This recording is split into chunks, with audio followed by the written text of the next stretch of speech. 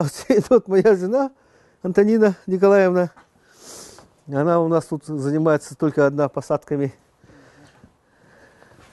Вот пойдемте, вот здесь вот у нас, здесь нет, вот мы сегодня, почему? Потому что земля еще не оттаивала.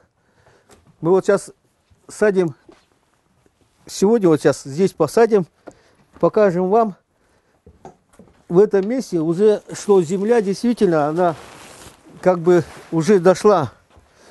Вот эта земля, она уже теплая, мягкая.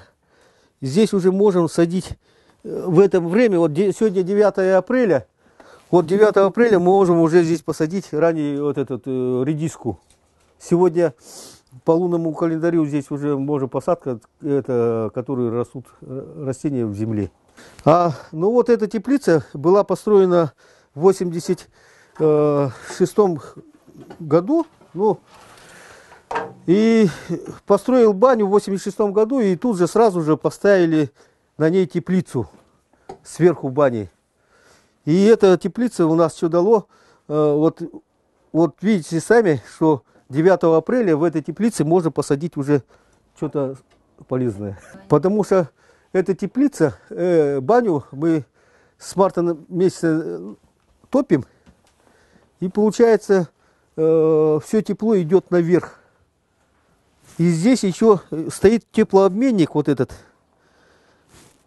То есть бочка стоит, 250-литровая бочка алюминиевая. Я ее срезал, поставил вовнутрь 200-литровую бочку, и получился теплообменник. Тепло из бани выходит вот сюда вот, поступает вот в это место, и она обтекает, и здесь выходит уже наверх. То есть вот эта вода, она, когда баню топишь, она получается чуть ли не кипяток.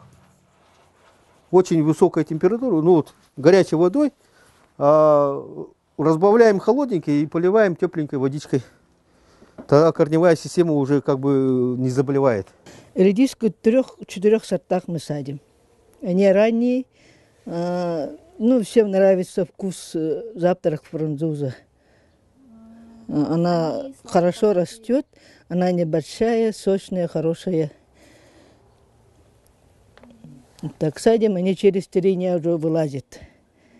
И поэтому... никак не подготавливаете? Нет, пока нет такого. Ну, Там не мочите, ничего, да? Нет. Зимой мы их проверяем в соленой воде, которые тонули, мы их берем. Ну так, такого нету сложного, потому что она скороспелка, поэтому такой обработки не требует.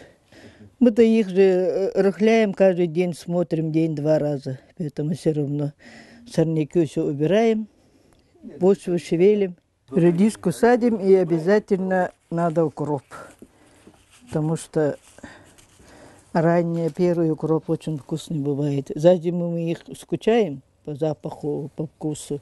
Маленько сера, потом через 2-3 дня опять садим, поэтому